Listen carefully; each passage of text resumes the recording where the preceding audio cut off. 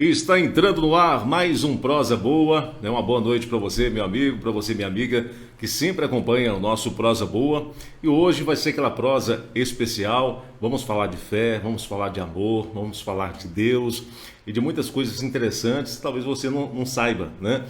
Então a gente vai ter uma prosa muito bacana hoje com Paulo Tavares, conhecedor, né, muito da palavra de Deus, né, da renovação carismática, também farmacêutico, e a gente vai bater um papo legal aqui, né, nessa noite. Eu quero que você compartilhe, que você comente aí, né, na nossa live.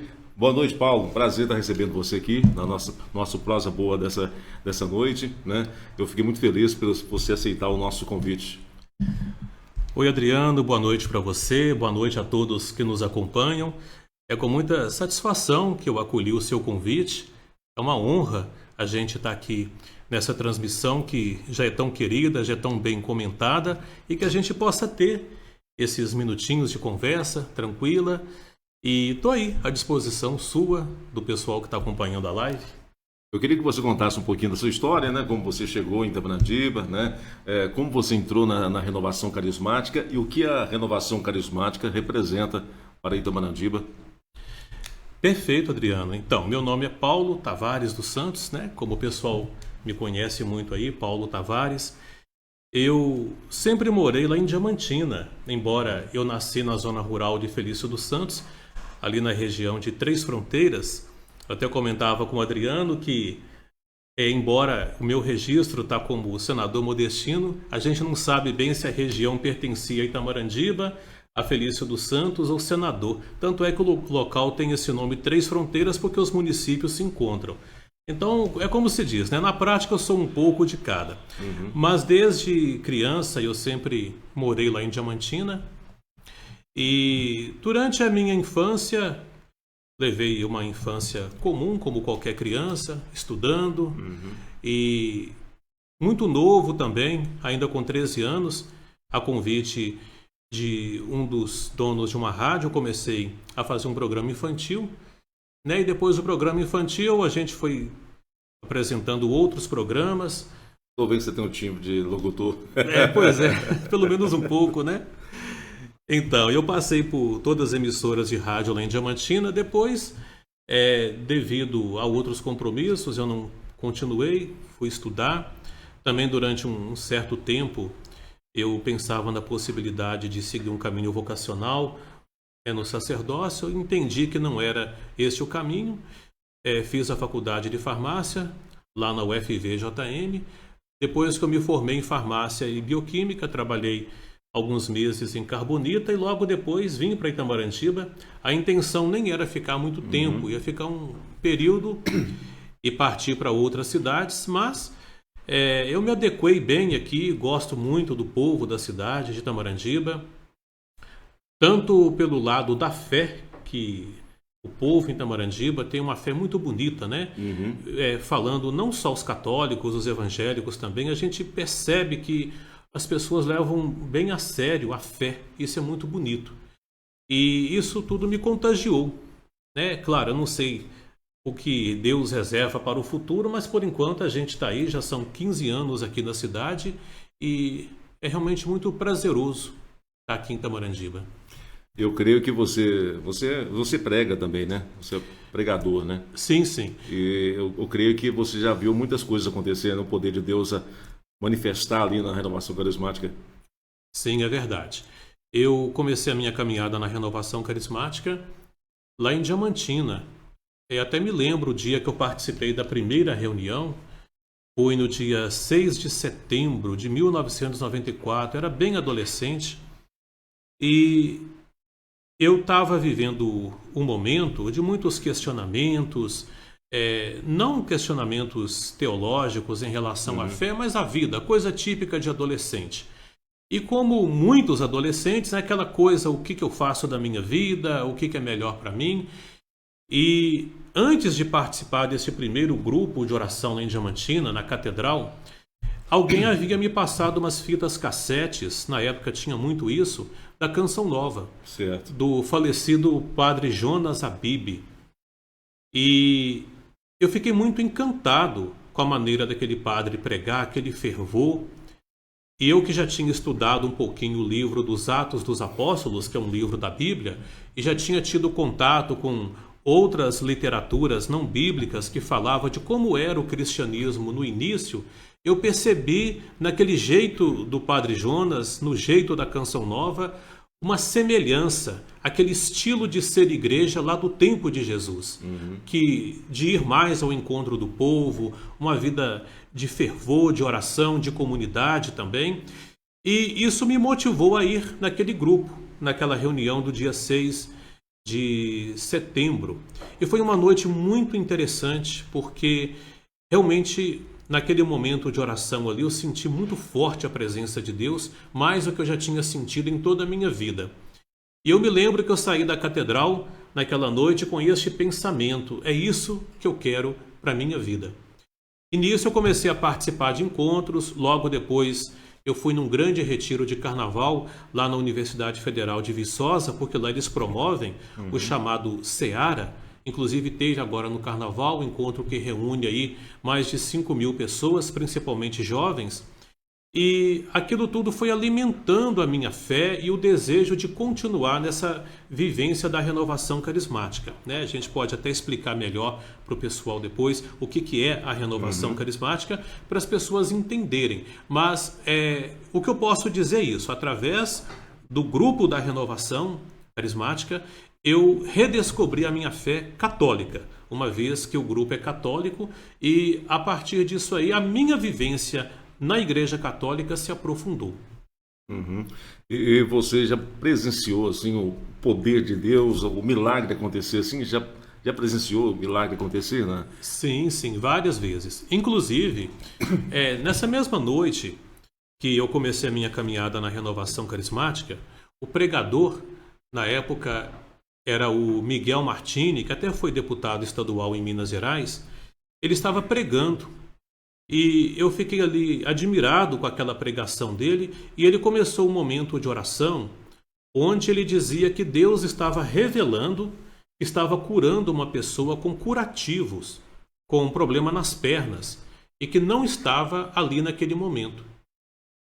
Passados alguns dias, chegou ao meu conhecimento, né, e de todos nós lá em Diamantina que estávamos no grupo, que uma senhora cujo filho havia tido um acidente de bicicleta em Belo Horizonte e quebrou vários ossos das pernas. Ele estava acamado e os médicos não davam muita esperança dele voltar a andar. O mais provável é que não voltaria. E essa mãe foi àquela reunião de oração pedindo a Deus com muita fé pela restauração do filho. Só que ela não imaginou que aquele anúncio de cura milagrosa que Deus havia revelado pelo pregador seria relacionado ao filho. Para surpresa dela, quando ela chegou em casa naquela noite, o filho abriu as portas da casa para ela e estava andando perfeitamente. E ela entrou, né, em um estado emocional de exaltação ali, né, ficou fora de si. Chamou os vizinhos para ver o que tinha acontecido e perguntaram para o rapaz o que aconteceu. Ele falou: ai mãe, eu estava deitado no colchão, agora há pouco eu senti um grande calor nas pernas e que eu deveria levantar. E foi exatamente no mesmo instante que aquela cura estava sendo proclamada na igreja. Então, né, realmente foi um milagre. Porque mesmo que ele pudesse voltar a andar com a fisioterapia, com o tratamento, é algo que poderia levar anos. E ele voltou a andar de maneira normal, ou seja, os ossos foram colados instantaneamente na oração. É claro, é um milagre, né, do ponto de vista científico. Eu também sou um homem da ciência e eu sei que não tem a menor condição disso acontecer dessa forma. Muita gente questiona o seguinte: a pessoa teve sorte. Eu acho que tem mais fé do que sorte, né? Porque nem tudo acontece, se não for da vontade de Deus, as coisas não acontecem, né Paulo? Exatamente, né? Jesus, durante a pregação dele, ele deixou muito claro, através de muitas palavras, que o poder de Deus está à nossa disposição. É como se fosse o interruptor que está lá na tomada. Ele está lá. Mas se alguém não acender, a lâmpada não vai se acender. A corrente elétrica não vai chegar. Então, o poder milagroso, o poder de Deus está à nossa disposição. Claro, não quer dizer que sempre as coisas acontecerão exatamente como a gente quer. Deus tem os propósitos dele. Existem várias situações que a pessoa pediu um milagre e por algum motivo misterioso Deus não atendeu, mas ele deu outra coisa no lugar. As pessoas que rezam continuamente, elas dizem isso. Eu não recebi o que eu pedi, mas eu recebi algo melhor. Eu passei a ter uma nova visão da vida diante do sofrimento. Mas eu não posso negar que muitas, mas muitas relatam que obtiveram um milagre. Então, não é realmente uma sorte, como se fosse uma loteria, né? Algo aleatório. As graças de Deus, elas acontecem nas vidas de todos. Deus, ele, no seu amor, ele abençoa todas as pessoas. Mas quando a pessoa tem aquela atitude de buscar, de acreditar, o milagre é liberado. É a nossa parte, né? Com certeza. Deus está pronto para fazer, mas quando eu tenho a ousadia de tirar minutos, horas de oração, de fazer uma peregrinação, ou muitas vezes nem precisa disso, uma simples oração feita no quarto, com fé, pode liberar esse poder de Deus. Verdade. Uma coisa que eu observo muito, não sei se você observa também isso, principalmente na internet. Quando você publica alguma coisa sobre Deus, talvez não traz tanto interesse, né, para as pessoas, porque tem muitas pessoas que têm interesse em outras coisas, ver outras coisas, né? Mas quando você, parece que, quando você vai falar de Deus, né, tem uma resistência, né, Paulo? E uma coisa que você deveria sempre estar com a palavra de Deus naquele dia, né? Por isso que eu gosto de usar sempre minhas redes sociais, uma palavra sempre para a pessoa, para estimular a pessoa a levantar naquele dia. Então a pessoa está passando por dificuldade naquele dia, uma simples mensagem que ela lê ali já levanta a pessoa, né? É verdade. Eu acompanho suas transmissões e eu fico muito feliz quando eu percebo você compartilhando algo relacionado à palavra de Deus. E as pessoas realmente precisam disso. E, infelizmente, existe no ser humano, nós podemos dizer como que uma preguiça de buscar a Deus. E isso, em algumas pessoas, é mais notório. E talvez isso está muito ligado àquilo que Jesus falou na parábola do bom semeador, que a palavra de Deus ela é semeada. Mas, às vezes, outras coisas sufocam essa palavra. O mato que cresce ao redor daquela boa semente, o sol que castiga aquela semente, um terreno sem profundidade. Então, muitas vezes, nós acolhemos a palavra de Deus, ela até provoca momentaneamente ali algo gostoso, algo benéfico, mas a pessoa não cultiva. E por que ela não cultiva? Porque o ser humano ele tem uma tendência de se apegar muito àquilo que ele vê no momento, o imediatismo. Quando a pessoa vê um modelo novo de um carro, ou uma mulher vê um modelo de um vestido muito bonito, ela quer ir ao encontro daquilo, porque a pessoa viu, chamou a atenção. E o mundo espiritual, ele não está disponível para os nossos olhos biológicos. É claro que podem acontecer fenômenos, né, de manifestações de Deus, de anjos em aparições, mas são fenômenos extremamente raros.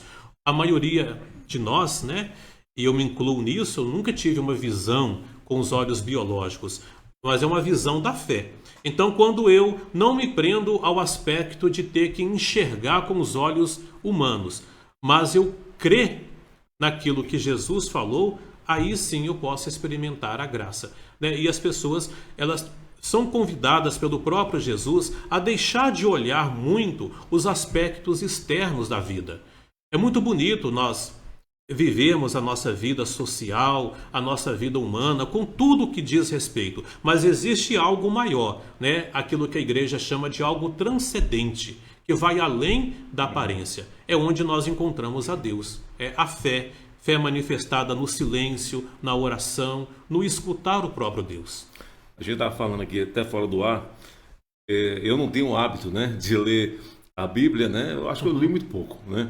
E eu acho que cada cidadão, cada ser humano deveria entrar mais na questão bíblica, né? Sim. Ler mais a Bíblia, até mesmo para quando tiver numa roda de pessoas ou até numa postagem na internet, saber destacar aquilo que é importante que está lá e você está sempre atento a isso, né? Quando você vê um comentário lá, tal, você vai lá e coloca a verdade, porque geralmente cada um lê a Bíblia e quer interpretar de um jeito, né, Paulo? É verdade.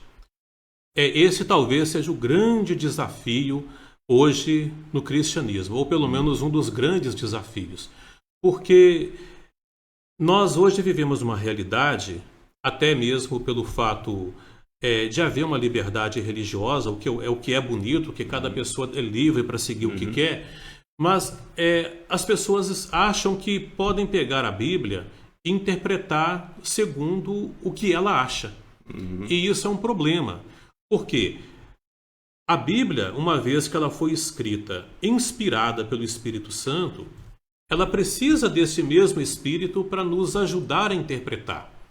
E nós, enquanto católicos, nós sempre falamos isso. Eu posso pegar a Bíblia, eu posso ler, mas se houver ali algo que eu não estou entendendo, algo que é polêmico, eu devo procurar a interpretação oficial da igreja. Não é que a igreja é petulante, que ela acha que ela pode mandar, mas é porque a igreja ela tem toda uma história milenar, uma cultura para entender em que contexto aquilo foi escrito. Porque muitos textos bíblicos foram escritos em hebraico, aramaico, grego, numa cultura de, no mínimo, 2000 anos atrás. Então, não tem condições de tudo que está ali eu querer interpretar na nossa realidade cultural. Naquilo que eu não estou entendendo, eu devo procurar um sacerdote, ou mesmo um leigo. Hoje nós temos leigos que conhecem profundamente a Bíblia para nos dar a interpretação correta. Eu sei que muitos pregadores de outras denominações cristãs falam, pegue a Bíblia e é você e Deus interprete. Mas nós, enquanto católicos, entendemos que precisamos da igreja para nos ajudar a entender. Porque se nós pegarmos a Bíblia e cada um interpretar como quiser, todos os dias vão surgir novas igrejas. Porque a mente humana ela é muito inteligente, muito capaz de interpretar, de criar. Então, cada um vai ali, aí eu penso que é assim. Onde eu estou já não pensa assim, eu vou fundar uma nova igreja.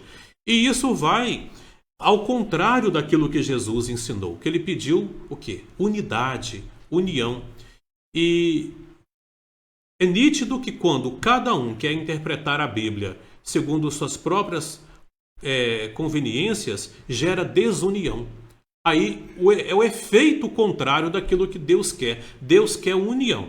E para que haja essa união, existe a igreja que nos dá a interpretação correta. É verdade que a igreja tem homens falhos, pecadores, sejam leigos ou consagrados, mas essa igreja ela é conduzida pelo Espírito Santo. Jesus nos deu essa garantia, que o Espírito Santo estaria sempre na igreja para conduzi-la. Então, como cristão católico, eu sou obrigado a acreditar nisso. Essa igreja não está navegando pelas águas do mundo sem um rumo. Ela tem um vento, uma direção programada, podemos assim dizer, para ela ser conduzida.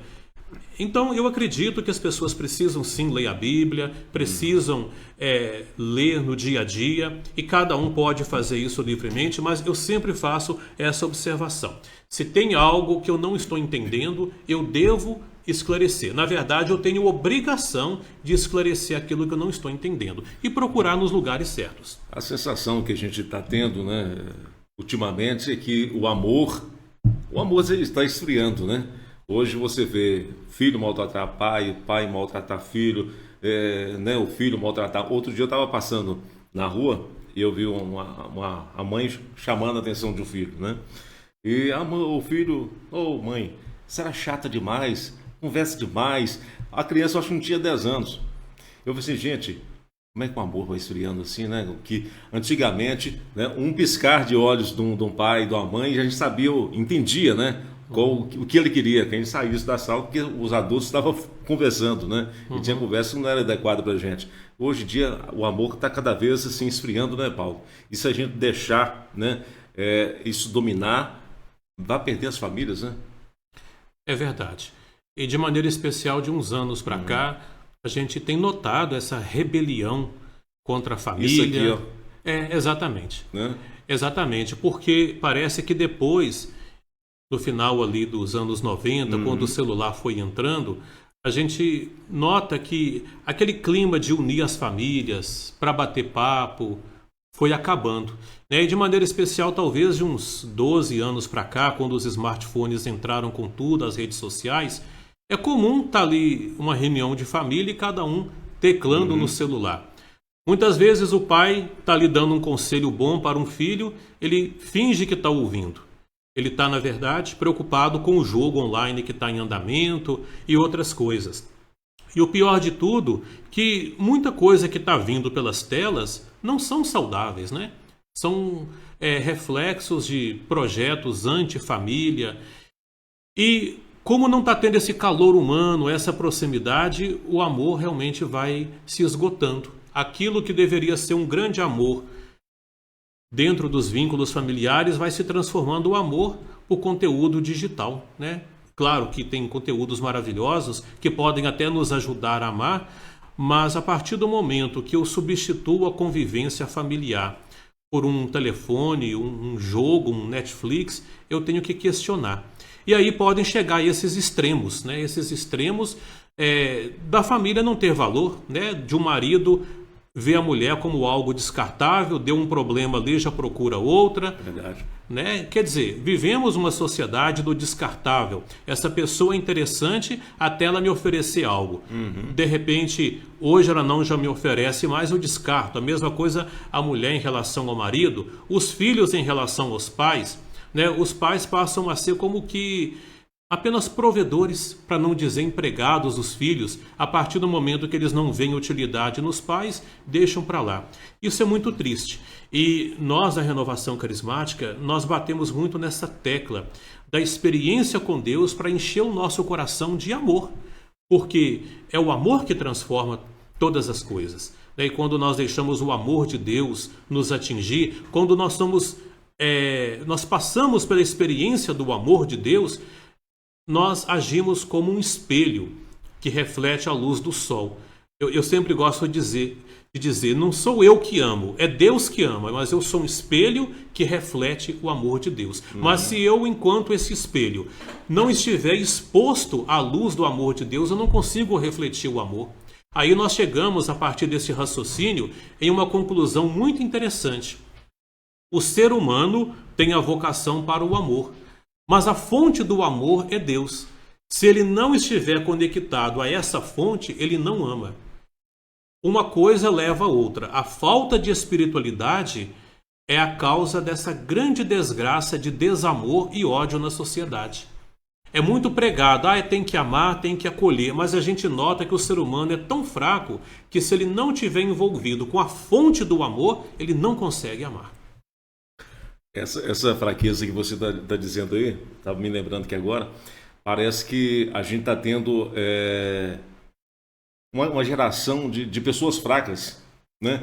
Antigamente você levava pancada e você voltava, enfrentava as dificuldades. Hoje em dia, se você falar um não, já é motivo para a pessoa desabar, né, Paulo? Sim. O pessoal até brinca muito que é a geração do mimimi, né? Nossa Senhora. Hoje acontece isso, né? As pessoas não sabem mais que é uma brincadeira saudável. É claro que existem os problemas de bullying, mas nem tudo é bullying. Às vezes é uma brincadeira que no nosso tempo era uma coisa saudável. A gente pega, por exemplo, no trânsito, né? Numa cidade igual Itamorandiba, a gente não vê isso, pelo menos eu não vejo, que o pessoal é mais amigo, um conhece o outro. Mas a gente vai numa cidade maior, porque o motorista não avançou logo quando o sinal ficou verde, já vão 10 pessoas buzinando naquele desespero, xingando. Então, perdeu-se essa capacidade de ver no outro um semelhante que precisa ser respeitado. E naquilo que talvez eu estou criticando o outro e malhando o outro, pode ser que amanhã eu estou vivendo uma situação e eu também serei malhado, né? Ou seja, pegando o exemplo do trânsito, a pessoa não conseguiu avançar o carro quando o sinal ficou verde. Talvez porque estava desatento.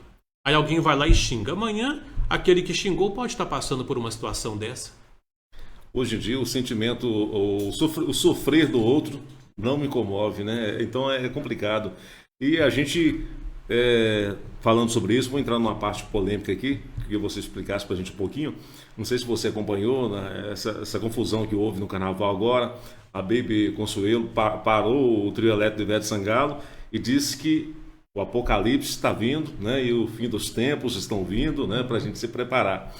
E assistindo algumas pregações de alguns padres essa semana, né?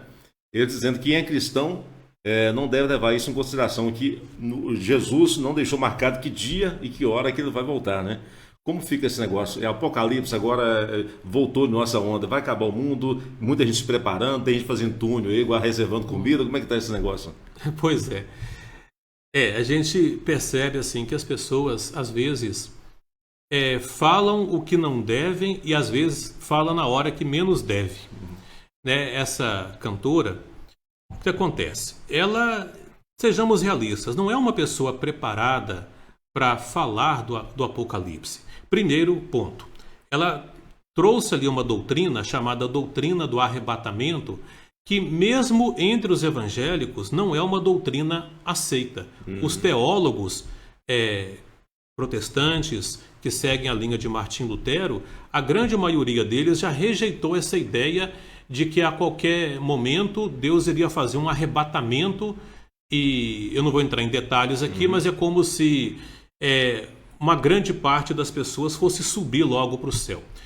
A gente sabe que Jesus vai voltar um dia, isso é doutrina do cristianismo, mas igual você bem colocou, né? Lembrando o que alguns padres falaram, nós não temos a menor condição de saber quando isso vai acontecer.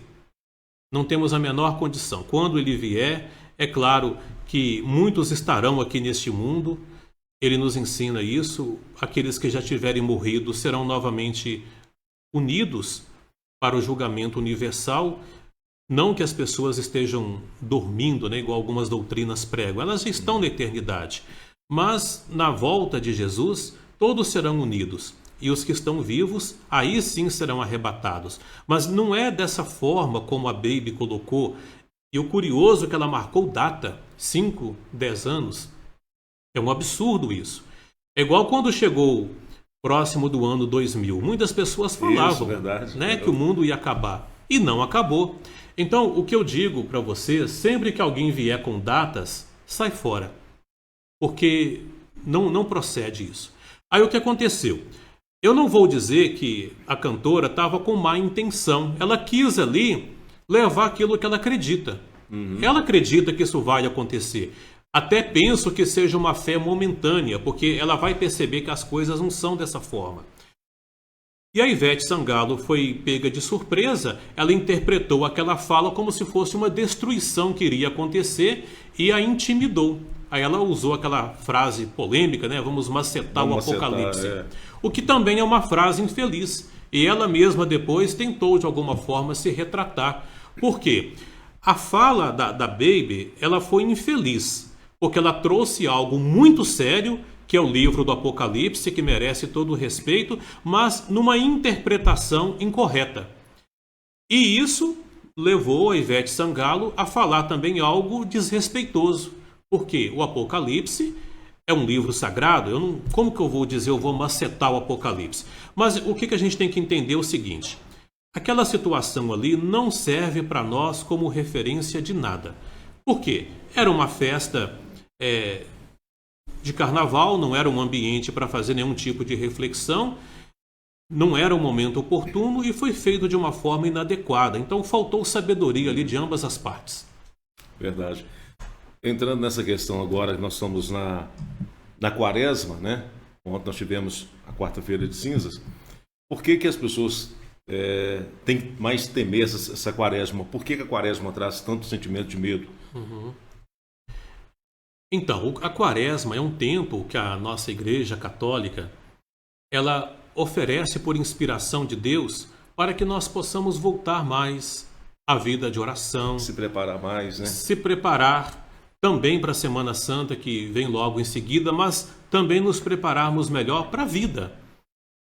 Para que nós possamos corrigir nossas más tendências, nos libertar de nossos vícios. Só que, por uma questão histórica, talvez até por historinhas que eram contadas pelos nossos bisavós, tataravós, entra muito um pouco de superstição, como se a quaresma fosse um tempo né, em que as pessoas vão ver assombração. O bicho mal vai pegar. Né? Um bicho mal vai pegar. Exatamente. E não é por aí. É claro, vamos entender bem isso.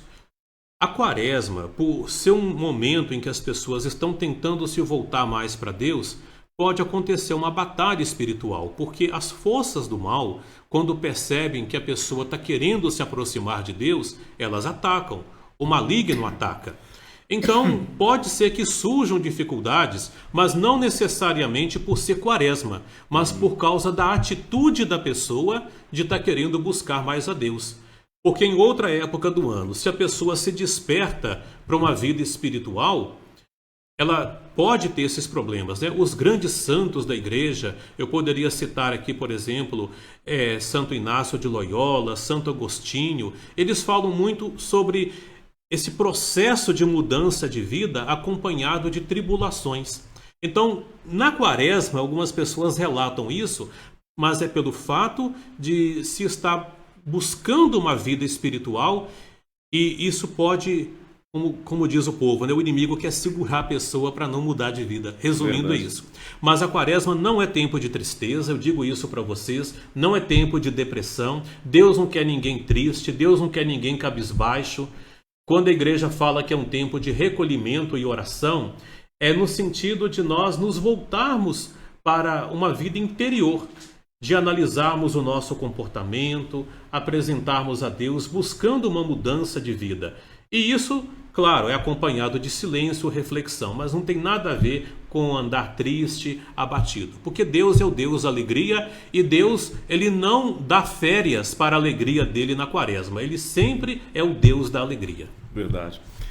E a gente fala muito em Deus, mas esquecemos de falar também do demônio, né? É verdade. Porque o demônio, ele instiga, né, as pessoas a fazerem coisas assim, fora cada pessoa tem um mal dentro, né?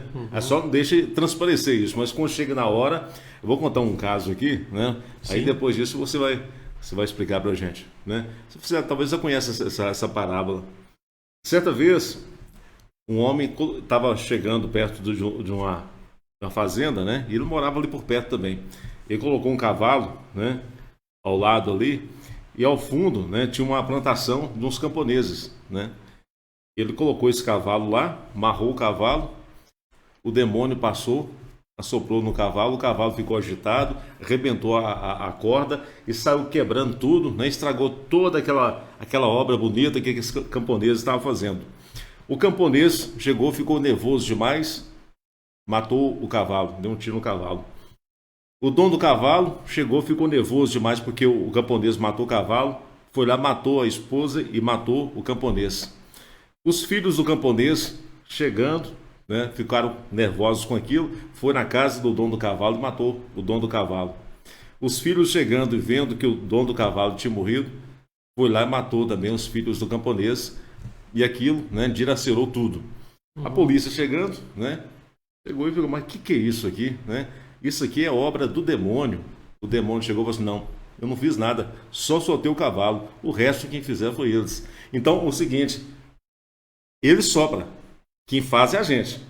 Então, nessa semana, né, durante toda essa semana da quaresma, a gente tem que saber ouvir a voz de Deus, né? E isolar essa voz do demônio, né, Paulo? Exatamente, né? Você falou uma grande verdade.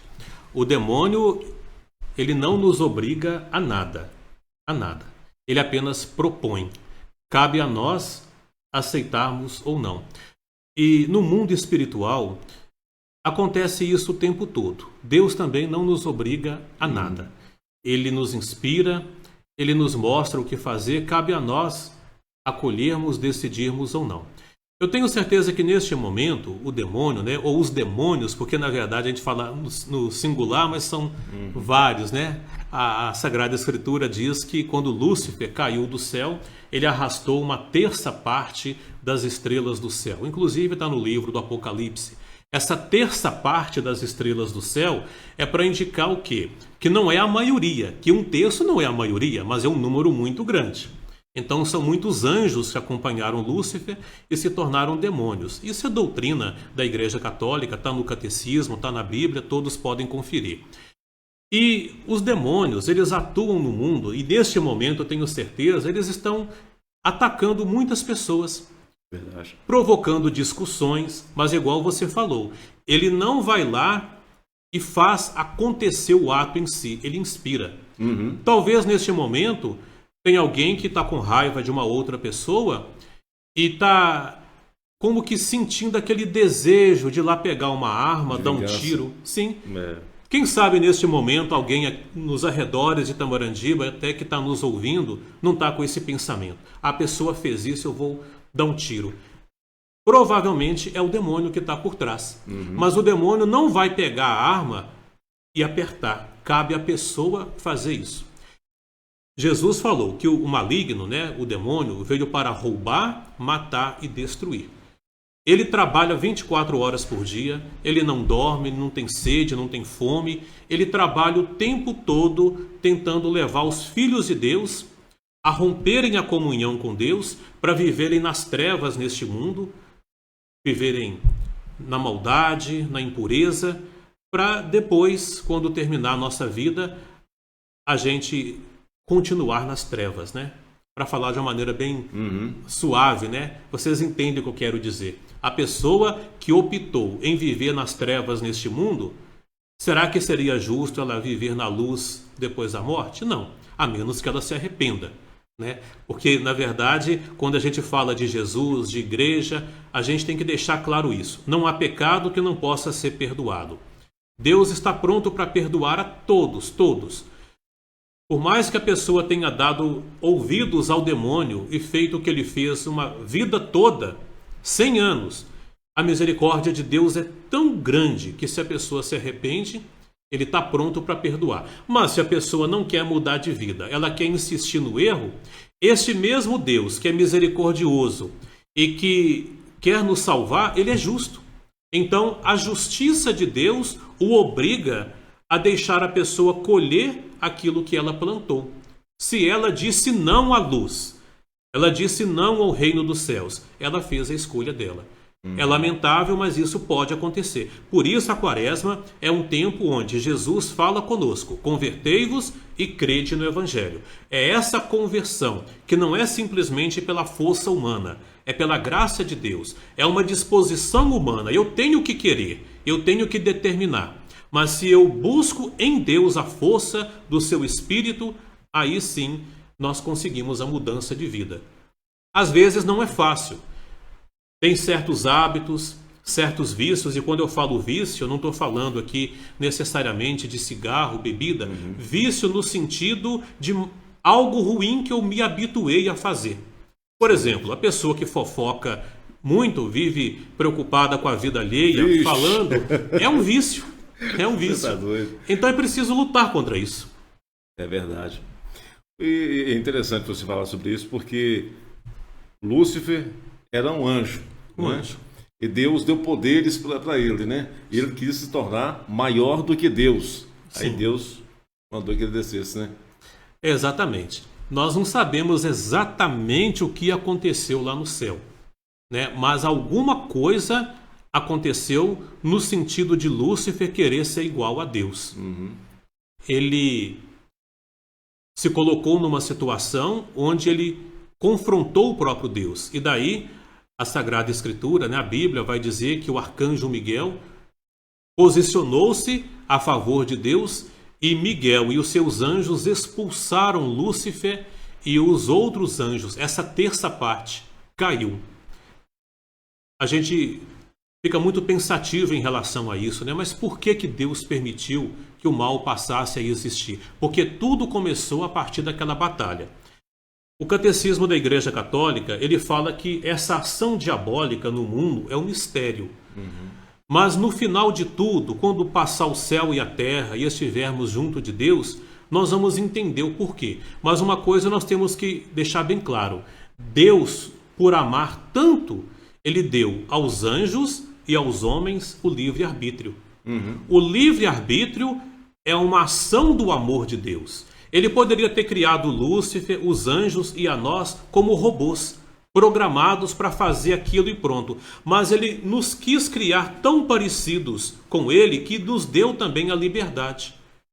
Embora Deus, ele não é tentado, ele não pode tentar ninguém, porque ele é a luz, mas ele deu àqueles que são semelhantes a ele. Nós somos criados em imagem e semelhança de Deus, e os anjos também, embora não tenham essa prerrogativa de ser imagem e semelhança, eles têm também algo da natureza divina neles. E eles tiveram essa oportunidade de escolher.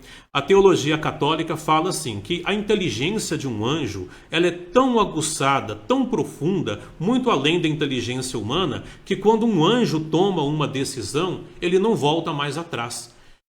Porque ele conhece plenamente todas as consequências da sua atitude. E ainda que fosse dado a ele, olha que interessante, se fosse dado a Lúcifer e aos anjos caídos a oportunidade de voltarem atrás, eles não querem. É um mistério. A inteligência de um anjo o leva a uma decisão irrevogável. Nós humanos não. Nós erramos, voltamos atrás. Por quê? Por mais que a nossa consciência conheça em profundidade as consequências de um erro, mas não conhecemos tão profundamente como um anjo. Mas enfim, o fato é que o mal existe. E Lúcifer, também chamado Satanás, e seus demônios trabalham o tempo todo provocando no homem situações na vida do homem para se afastar de Deus. Só gostaria de também colocar o seguinte, nem toda tentação vem direto do demônio. Às vezes vem da própria pessoa. É aquilo que a gente chama de concupiscência da carne, né? As tendências da natureza.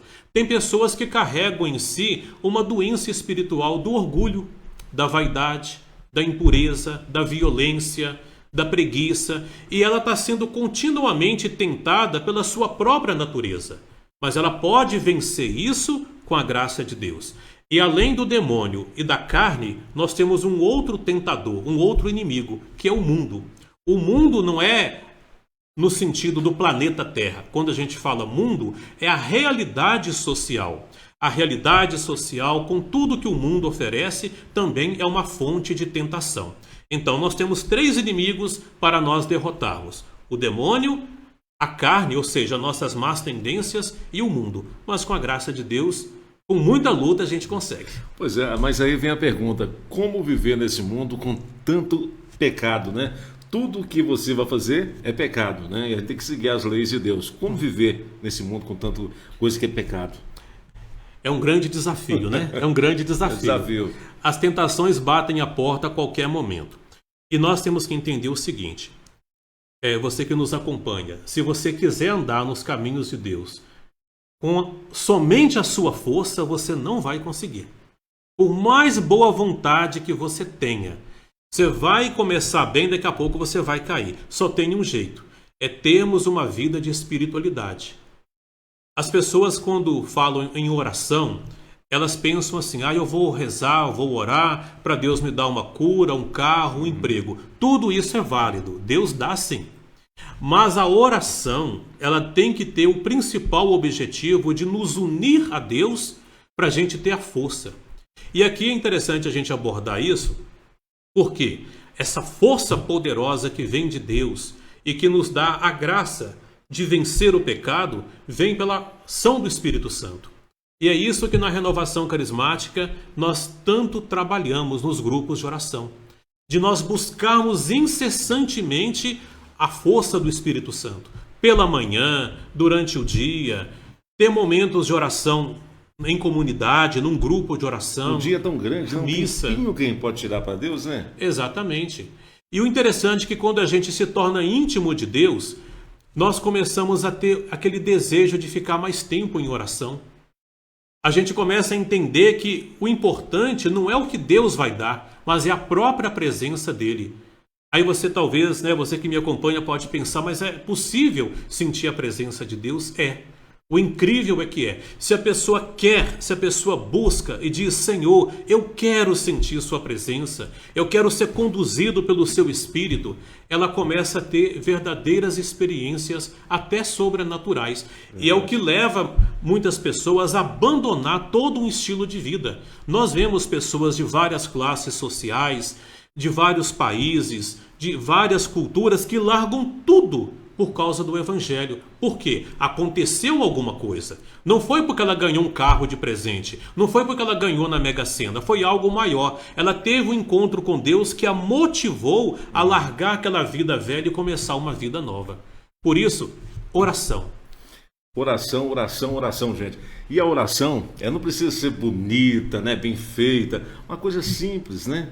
Uma coisa simples. Certa vez, vou contar mais uma parábola aqui. Eu gosto de contar essas parábolas. Ótimo. Certa vez tinha um homem chamado Zé. E o Zé, ele não tinha muito estudo, conhecimento. E todo dia ele passava na igreja e só falava o seguinte: Jesus, aqui é o Zé, eu vim te visitar. E ia embora. E aquelas mulheres que ficavam ali rezando o texto, né, fazendo suas orações, ficavam incomodadas com aquilo. Por que todo dia aquele homem passava no mesmo horário e falava: Jesus, aqui é o Zé, eu vim te visitar. Um dia elas não aguentaram e chegaram e perguntaram: por que o senhor não senta aqui e faz uma oração bonita para Jesus? O senhor só entra aqui e fala: eu sou o Zé, eu vim te visitar. E ele disse: não, porque eu não sei ler, eu não sei fazer oração bonita, então eu só venho aqui visitar Jesus e vou embora. Aí certa vez esse homem adoeceu e foi parar no hospital. Ele estava lá internado, né, passando muito mal, e todos os dias ele recebia uma visita, né? A enfermeira chegou e perguntou assim: mas senhor Zé, por que você gosta de deixar essa cadeira aqui, sendo que ninguém vem o visitar? Ele disse: não, todo dia vem sim. Vem uma pessoa me visitar. Não vem não, senhor Zé. Todos os dias nós estamos passando aqui no seu quarto, não tem ninguém. Ele falou assim: pô, ele vem e fala: Zé, aqui é o Jesus, eu vim te visitar. É uma história muito bonita. É uma história muito bonita, porque a simplicidade das pessoas em fazer aquela simples oração, né? Talvez a pessoa não tenha tanto conhecimento, né? Não tenha tanta leitura, né? Mas só de ela falar: Jesus, eu estou aqui, eu vim te visitar, já basta para Jesus, né? Exatamente. Deus, ele é tão sensível que ele valoriza tudo que nós fazemos por ele. Tudo. Até um suspiro em direção a ele. Inclusive, Santa Teresinha do Menino Jesus, uma grande santa da igreja, uma jovem que morreu com 24 anos e desde criança dedicou sua vida a Cristo, ela fala sobre isso, quando ela mesma questiona a si mesma e as irmãs: o que é a oração? Aí ela vai dizer: é um suspiro, é um olhar para Deus. Portanto, se você está dirigindo um carro, está na sua cama e você simplesmente eleva o pensamento a Deus, já é uma oração. Às vezes, né, a gente pode estar fazendo uma caminhada e batendo papo com Deus. Tudo é oração. Agora, é claro que nós temos que entender o seguinte: é preciso levar Deus para o nosso dia a dia. Mas também é importante que nós tiremos um momento, igual o Zé tirava, para estar sós com o Senhor. Porque isso também é uma demonstração de que eu valorizo a presença de Deus. Nas 24 horas do dia, por que não tirar meia hora, 15 minutos? Tem pessoas que tiram mais, tiram 1, 2 horas. E é interessante que quanto mais a gente reza, mais a gente quer rezar. O que não pode acontecer é nós levarmos uma vida materialista esquecendo do mundo espiritual. Né? Porque esse mundo, gente, é apenas uma pequena fração do que realmente é o universo. Né? A nossa existência neste mundo, as nossas realidades temporais, são um fiasco perto da grandeza da obra de Deus. Eu fico vendo muito as pessoas, fazem muito julgamento também, as pessoas que estão com depressão, ansiedade, as pessoas falam: é falta de Deus. Talvez que a pessoa tem tanto Deus no coração, tem rezado tanto, tem orado tanto, né, para sair daquilo. Porque a depressão, a ansiedade, se fosse uma falta de Deus, padre também não andava com ansiedade. Padre Fábio de Mello, né, tem depressão, tem ansiedade, pânico, né? E são homens de Deus, né? Exatamente, muito boa a sua colocação. A depressão, ela é uma doença, nós temos que entender isso. E tem várias causas. Pode ser que uma pessoa entre em depressão por falta de Deus? Pode, mas não é a única razão.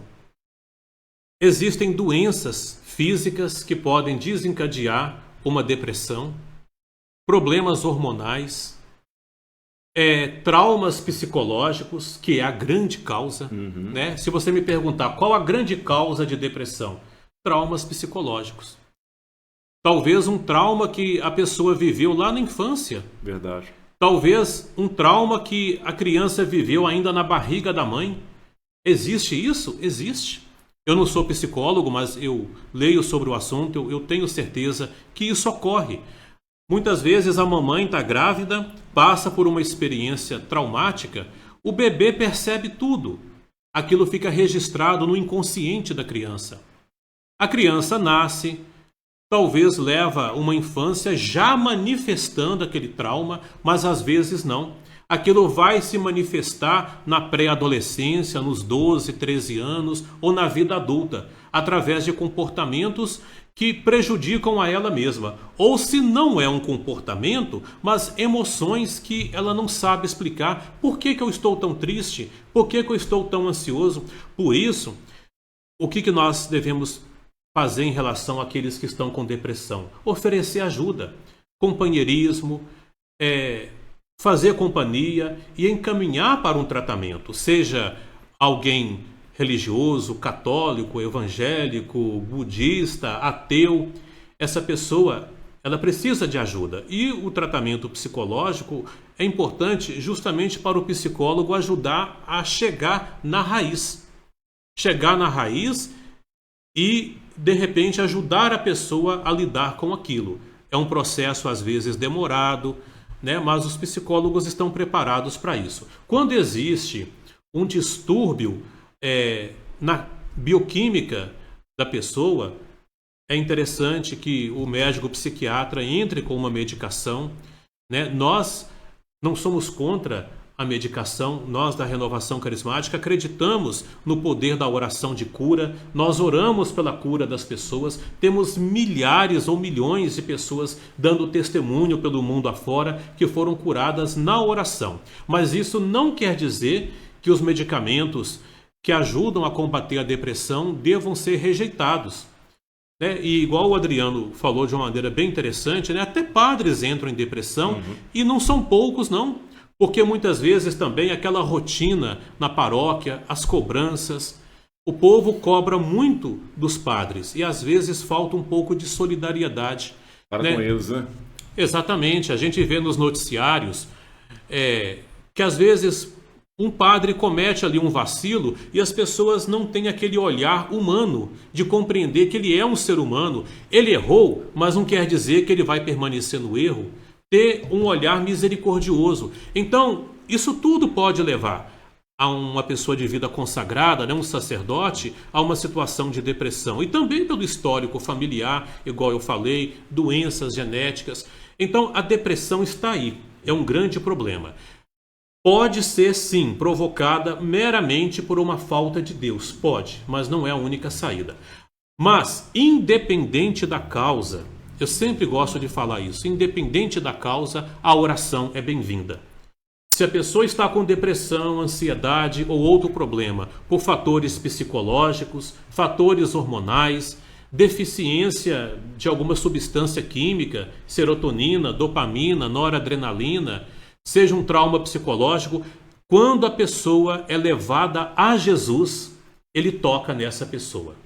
Ou ele vai curar essa pessoa milagrosamente, ou ele vai abençoar um tratamento, ele vai abençoar os medicamentos para que não deem tantos efeitos colaterais, porque os medicamentos podem dar efeitos colaterais. E nós vemos aí pessoas que apresentam seus medicamentos a Jesus e milagrosamente o medicamento não faz mais mal, não tem efeito colateral. Então, independente da causa, resumindo, Deus é a solução. O que não quer dizer que vamos abandonar um tratamento médico-psicológico. Vamos associar a oração e nós teremos assim melhores resultados. Se Deus quiser curar milagrosamente, Ele vai curar. Se Ele quiser utilizar desses instrumentos humanos, Ele vai também utilizar.